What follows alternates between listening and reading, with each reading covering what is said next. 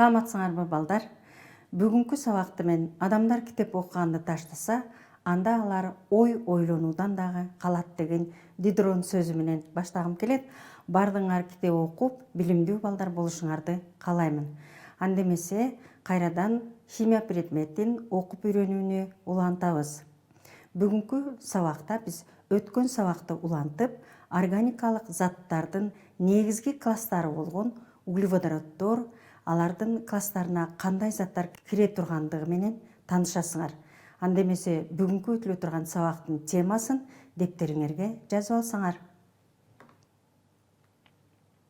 Бүгүнкү өтүлө турган сабактын темасы углеводороддор жана алардын гомологиялык катары, түзүлүштөрү жана касиеттери деген тема. Балдар, бул теманы окуп үйрөнүүдө силер азыр силерге берилген терминдерди жакшылап үйрөнүп дептериңерге жазып алышыңар керек. Ал терминдер кайсы терминдер? Структуралык формула деген термин. Эгерде эсиңерде бар болсо, биз өткөн сабакта кээ бир заттардын структуралык формуласын жазганбыз. Демек, структуралык формула деген бул көмүртек атомунун иреттүү жайланышы экен. Андан кийинки термин бул изомерия. Изомерия бул курамы бирдей, түзүлүшү ар түрдүү болгон заттар экендигин силер жакшы билишиңер керек. Анткени кийинки өтүлө турган темаларды өздөштүрүүдө бул терминдер сөзсүз керек болот. Андан кийинки термин бул радикалдар. Радикалдар булар жупсуз электрондору бар атомдордун тобу. Же болбосо аларды биз метил, этил, пропил жана башка деп радикалдарды эл мүчөсү менен атаганбыз. Андан кийинки термин бул гибридтешүү. Эки же андан көп объекттин касиеттеринин айкалышын биз гибридтешүү деп атаганбыз. Бул көмүртек атомунун түзүлүшүндө силер көмүртектин валенттик амалдары деген темада бул термин менен таанышкансыңар. Анда эмесе биз сабакты андан ары улантабыз, балдар. Балдар, углеводороддор негизи жаратылыш газында, нефтинин курамында, таш көмүрдүн курамында кездешкен заттар. Алар кайсылар? Өзү эле атынан билсеңер болот. Углерод деген көмүртек бул, водород деген суутек. Демек, курамында көмүртеги жана суутеги бар болгон заттар. Алар кайсылар? Алар чектүү углеводороддор, же болбосо буларды алкандар деп атайбыз. Ошондой эле чексиз углеводороддор, курамында көмүртек, суутеги бар, алкендер деп атайбыз. Курамында бир кош байланышы бар заттар экен. Ал эми дагы бир чексиз углеводороддун тобу бул алкадиендер, молекуласында эки кош байланышы бар заттар. Андан кийинки чексиз углеводороддун дагы бир тобу бул алкиндер, молекуласында 3 байланышы бар заттар. Жана ошондой эле ароматтык углеводороддор, булар молекуласы арендер деп аталат, молекуласы циклдуу түзүлүшкө ээ болот экен. Андан мына ушул углеводороддордун гомологиялык катарын кандай боло тургандыгын карап көрөлү. Балдар, углеводороддор эгерде алкандарды алып көрсөк, молекуласында бир эле жөнөкөй байланыш бар. Мына силер жакшылап байкап көрсөңөр, ар бир көмүртек бир байланыш менен байланышкан. Ал эми чексиз углеводороддо, алкендерде молекуласында бир кош байланышы бар. Мына. Демек, алкендердин молекуласында бир кош байланышы бар экен. Башкача айтканда пи байланышы бар. Ал эми алкадиендер болгондо ди деген эки дегенди түшүндүрөт. Ди-эн эки кош байланышы бар. Мына молекуласында эки кош байланышы бар заттар алкадиендер деп аталат экен. Ал эми молекуласында бир үчтүк байланышы бар заттар булар алкиндер деп аталат. Же болбосо булардын молекулаларына токтолуп көрсөк, мисалы метан бул алкандардын өкүлү. Молекуласынын структуралык формуласы көмүртек 4 валенттүү, 4 суутек менен байланышкан, жөнөкөй байланыш, сигма байланышы, өтө бекен байланыш, химиялык реакция учурунда бул байланыш үзүлбөйт. Ошондуктан орун алмашуу реакциясына гана кирет. Молекулалардын ортосундагы аралык 0,154 нанометрге барабар экен. Гибриддешүүсү sp3 гибриддешүүгө ээ болуп, молекуласынын формасы тетраэдр түрүндө, бурч 109 градус 28 минутага барабар экен. Бул чектүү углеводороддорго мүнөздүү болгон касиет. Ал эми чексиз углеводороддор алкендерде C2H4 молекуласында бир кош байланышы бар. Демек, сигма байланышы жана пи байланышы. Пи байланыш начар байланыш. Химиялык реакция учурунда пи байланышы үзүлөт. Ошондуктан чексиз углеводороддор кошулуу реакциясына кирет экен. Молекулалардын ортосундагы аралык 0,134 нанометр. Гибриддешүүсү sp2, мейкиндиктеги молекуласынын 3 бурчтук формасындагы бурч 120 градуска барабар болот экен. Мына мисалы этилендин молекуласынын түзүлүшү. Ал эми ацетиленде бул алкиндер 3 байланышы бар заттар. 2 пи байланышы бар. Ал эми кара сызык менен сигма байланышты белгилегенбиз. Демек, пи байланышы химиялык реакция учурунда үзүлгөндүктөн бул кошулуу реакциясына кире алат экен. Кошулуу реакциясынын натыйжасында, пи байланышынын натыйжасында суутекти кошуп ала алат. Гибриддешүүсү sp, молекуласынын ортосундагы бурч 180 градус. Ал эми көмүртек менен көмүртектин ортосундагы аралык 0,120 нанометрге барабар. Мына молекуласынын шар өзөк модели. Демек, канчалык байланыш көбөйгөн сайын алардын ортосундагы көмүртектин ортосундагы аралык кичирее тургандыгын көрүп турасыңар. Демек, бул молекулаларынын түзүлүштөрү углеводороддордун. Мисалы, ароматтык углеводородду карап көрсөк, ароматтык углеводороддо пи байланышы тегиздиктин үстүңкү жана астыңкы бөлүгүндө жайлашкан. Силер көрүп тургандай, бул П орбиталындагы орбиталдары локализацияланган, туташкан байланышты пайда кылат экен. Бул локализацияланган байланыш бул бензолдук ядро деп аталат. Дагы бензолдун молекуласынын ортосуна тегерекче менен белгиленет. Мына бул тегерекче бул бензолдук ядро же бензолдук шакекче деп аталат экен. Бензолдун молекуласында, балдар. Эгерде байланышы, кош байланышы жок жерде аралыкты карасак, бензолдо 0,140 нанометрге барабар болот экен. Ал эми ортодогу тегерекче бул пи байланышы. Ошондуктан бензолдун молекуласы циклдуу түзүлүшкө ээ болот. Жана 6 пи байланышы, 12 сигма байланышы бар бензолдун молекуласында. Балдар, мындан башка углеводороддордун молекуласынын түзүлүшүнөн башка дагы булардын гомологиялык катарын карап көрүүгө болот. Гомологиялык катар деген эмне? Гомологиялык катар деп бири-биринен CH2 тобу менен айырмаланган катар. Башкача айтканда, биринчи турган углеводороддон экинчи турган углеводород CH2 тобу менен айырмаланат. Мисалы, чектүү углеводороддорду жазып көрөлү. Алкандарды жалпы формуласы CnH2n+2. N барабар 1 болгондо формула CH4 болот экен. Буга ан мүчөсү уланат. Метан деген грекче мет деген бир деген түшүндүрөт. Анткени курамында бир көмүртеги бар. Ан деген мүчө уланат, метан. Демек, молекулалык формуласы дагы CH4 экен. N барабар 2 болгондо формулага койсоңор C2H6 болот. 2 көмүртек болгондуктан этан.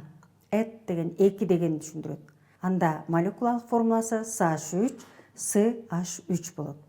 N барабар 3 болгондо C3H8, 3 көмүртеги болсо пропан, ан деген мүчө уланат. Молекулалык формуласы CH3, CH2, CH3. Улам биринчисинен экинчиси CH2 тобу менен айырмаланат экен. N барабар 4 болгондо C4H10. Бул заттын аты бутан.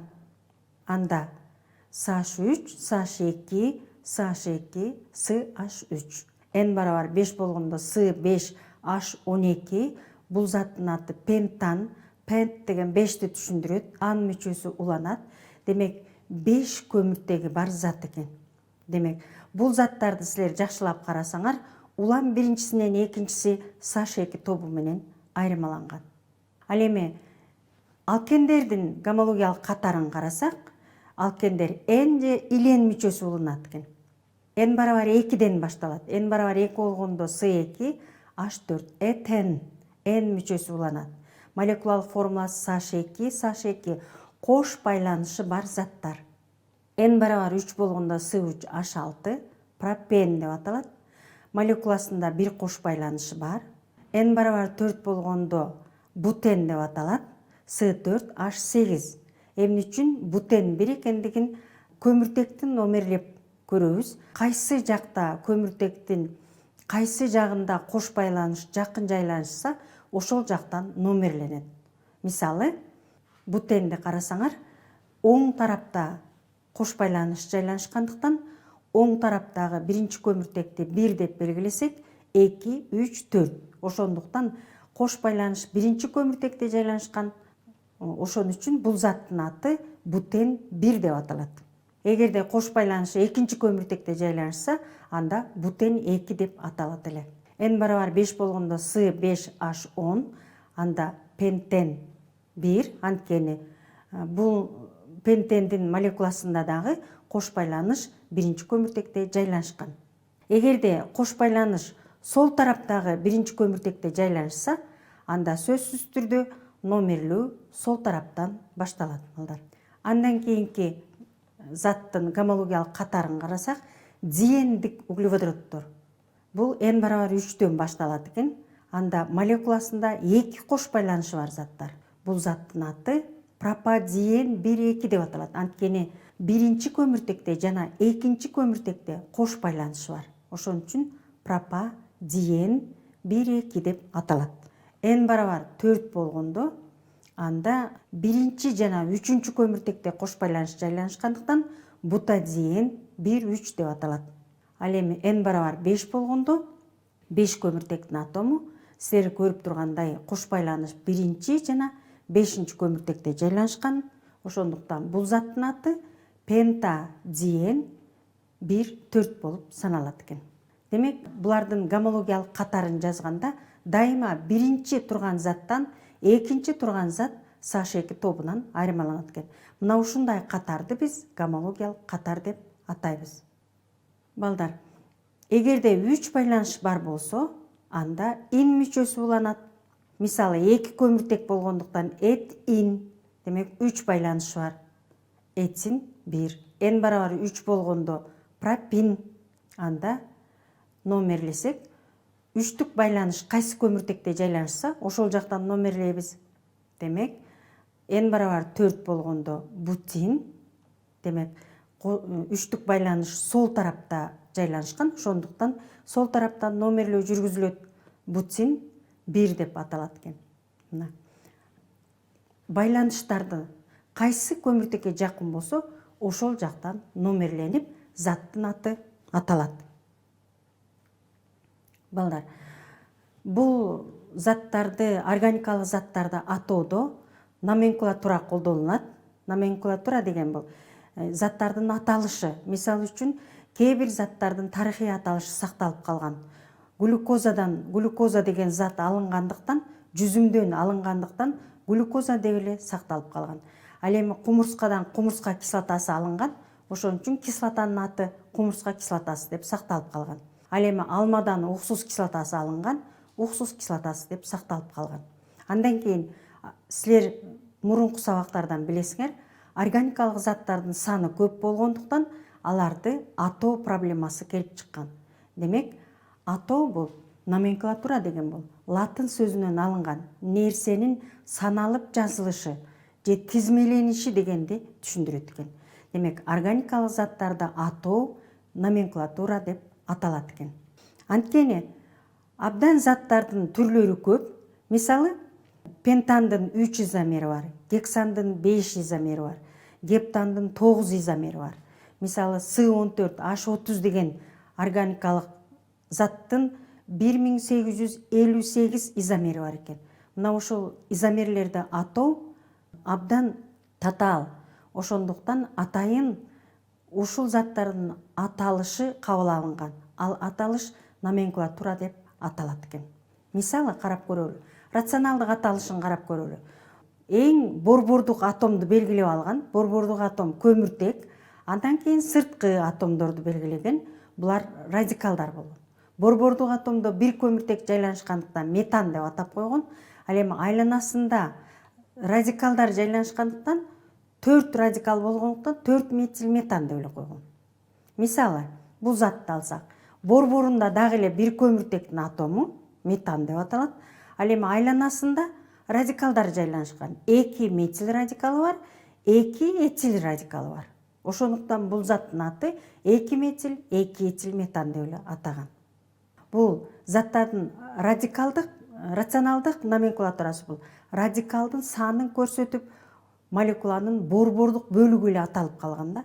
Ошондуктан бул заттар дагы тагыраак маалыматты бере алган эмес. Андан кийин систематикалык номенклатура кабыл алынган. Бул систематикалык номенклатурада эң биринчи көмүртектин эң узун чынжыры табылган. Эң узун чынжыр. Бул затта көмүртектин эң узун чынжырын таап көрөлү. Мына узун тизмекте 5 көмүртек жайланышкан. Ал эми экинчи тизмекти карап көрсөңөр, экинчи тизмекте 6 көмүртек жайланышыптыр. Демек, ушул тизмек алынат. Эң узун чынжырдагы көмүртектин атомун номерлейбиз. Мына, андан кийин радикал кайсы көмүртекте жайланышкан, аны белгилейбиз. Демек, радикал 4-дүндө жайланышкан. Метил радикалы. Радикал кайсы жакка жакын болсо, ошол жактан номерленет. Ошон үчүн номерлөө оң жактан номерленет. 1, 2, 3, 4 деп. Ал эми радикал жайланышкан көмүртекти табабыз. Ал 3-чү көмүртек. Демек, анан радикалдын атын атайбыз. 3-чү көмүртекте жайланышкан метил радикалы болгондуктан 3 метил деп атайбыз. Узун чынжырда 6 көмүртек бар. Ошон үчүн 6 көмүртеги бар затты гексан деп, бул заттын аты 3 метил гексан деп аталат экен. Мына ушул систематикалык номенклатура кабыл алынган. Бардык органикалык заттар систематикалык номенклатуранын негизинде аталат. Мисалы, бул затты атап көрөлү. Эң узун чынжырда, демек, 1, 2, 3, 4, 5, 6, 7, 8 көмүртек жайгашыптыр. Радикал жайланышкан көмүртекти белгилейбиз. 3-чү жана 4-чүдө радикал бар. 3-чүдө метил радикалы, ал эми 4-чүдө болсо пропил радикалы. Узун чынжырда 8 көмүртек болгондуктан октан бул заттын аты. Демек, жазабыз 3-чүдө метил, 4-чүдө пропил, октан. Мына ушундай систематикалык номенклатура боюнча атоо заттардын так маалыматын бере алат экен. Балдар, систематикалык номенклатурада биринчилик, экинчилик, үчүнчүлүк көмүртек деген абдан маанилүү. Мисалы, эгерде көмүртек бир тарабынан экинчи көмүртек менен байланышып турса, ал биринчилик болот. Мисалы, бул формулада биринчи көмүртек мына тегерек шарча менен белгиленген 4 биринчилик көмүртек бар экен. Эгерде көмүртек эки тарабынан көмүртек менен байланышса, анда ал экинчилик болот. Демек, экинчилик көмүртектен экөө экен. Эки тарабынан эки көмүртек менен байланышат. Үчүнчүлүк көмүртек 3 тарабынан көмүртек менен байланышып туруш керек. Демек, үчүнчүлүк көмүртек жок экен бул жерде. Ал эми 4-чүлүк көмүртек бирөө. Демек, 4 тарабынан көмүртек менен байланышкан. Ал эми экинчи затта биринчилик көмүртектен 5-өө, экинчилик көмүртек жок экен. Үчүнчүлүк көмүртектен бирөө, ал эми 4-чүлүк көмүртектен бирөө экен. Мына ушул систематикалык номенклатура менен заттарды атоодо биринчилик, экинчилик, үчүнчүлүк көмүртек дегенди билүү дагы абдан зарыл. Балдар, изомериянын түрлөрү бар. Көмүртек скелетиндеги изомер же ал көмүртектин бутактанышы боюнча, мисалы, бутандын изомери бул 2 метил пропан. Анткени бир көмүртек бутактанып жазылат. Метил радикалы деп аталат, 2 метил пропан деп аталат. Же болбосо пентандын изомерин жазып көрөлү. Пентан 5-өө узун чынжырда, 4-өө бирөөсү бутактанып кеткен. Номерлейбиз. 2 метил бутан, пентандын изомер экен. Жана ошондой эле 2 көмүртек бутактанган учурда узун чынжырда 3 көмүртеги бар. Метилден экөө болгондуктан 2,2 диметил пропан деп аталат. Демек, мындай изомердин түрү көмүртек скелетиндеги изомер деп аталат экен. Ал эми мейкиндик изомериясы бул 2 түрдүү мейкиндик изомериясы бар. Эгерде радикалдар тегиздиктин бир тарабында жайгашып калса, цис изомер деп аталат.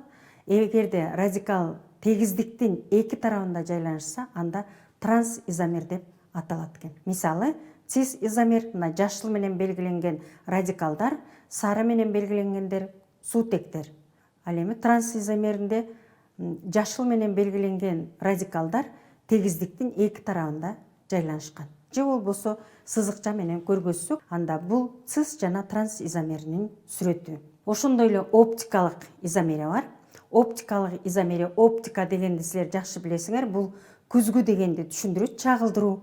Демек, күзгүдөн чагылтканда, анда экинчи бул зат пайда болот. Бирок күзгүдөн чагылгандай болгону менен бул зат 2 түрдүү касиетке ээ болот экен. Курамы бирдей, бирок түзүлүшү ар түрдүү болуп турат. Мындай изомерлерди оптикалык изомер дейбиз, же болбосо мындай оптикалык изомерлерге көбүнчө аминокислоталар ээ болот, же колго салыштырсаңар болот. Адамдын колуна булардын түзүлүшү окшош, оң жана сол кол сыяктуу эле бири-бирине чагылып турат, бирок 2 башка зат болуп саналат экен.